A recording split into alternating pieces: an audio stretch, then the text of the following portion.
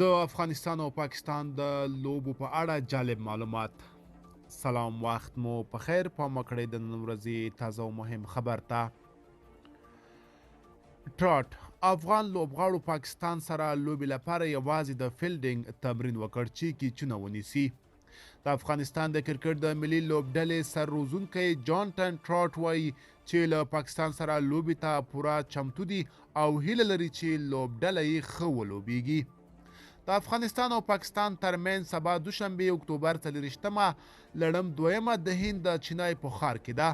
افغان روزونکي ټراټ وایي چې دغې لوبې ته لیواله دي ځکه چې د دواړو لوبډلو ترمنځ رقابت شته او دواړه لوري په ښه جذبې سره لوبیږي او مینوالو لپاره به هم ښه لوبه وي. افغانستان په خپل وروستۍ لوبه کې په نیوزیلند باندې لوبه وبایلله. د هغې لوبې د بایللو یو غټ علت دا و چې افغان لوبغاړو په میدان کې 15 کیچونه وغورځول. شاید همدغه علت ته په کتو ټراټ وایي چې لوبغاړو یې د پاکستان سره تر لوبې مخکې یو ورځ د ډګر ساتنې فیلډینګ تمرین وکړ. هغه وایي نن مو د ډګر ساتنې ښه سیش تمرین درلوده چې یوازې په همدې برخه کې مو کار وکړ. توپوهنه او توپ اچونه مو ونه کړه او یوازې په ډګر ساتنه مو کار وکړ چې د پاکستان په وړاندې لوبه کې ټول کیچونه ونیسو. دغه روزونکي دا خبره هم وکړه چې هڅه یې کړې ده چې لوبغاړي په فزیکي لحاظ ښه وساتل شي. د جانټن ټراټ د خبرو دا ویډیو د پښتو ژباړې له متن سره د افغانستان د کرکټ بورډ په رسمي پاڼې خپره شوې ده. نوموړي همداراز د ځینو افغان لوبغاړو یادونه وکړه چې تر دې دمه په نړیوال جام کې لوبېدلي دي.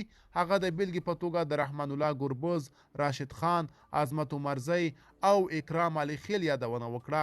خو هیله یې وښوده چې نور لوبغاړي هم د پاکستان خلاف لوبې کې خپله ونډه واخلي. افغانستان په روان نړیوال جام کې 4 لوبې کړې دي او یوازې له انګلند څخه یې لوبه ګټلې ده. 15 لوبه یې د هند د چینای کې له پاکستان سره ده.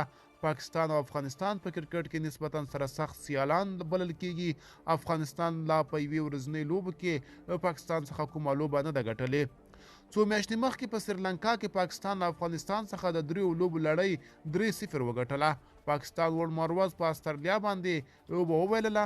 پاکستان 4 لوبې کړي چې 2 یې ګټلې او 2 یې بایللې دي.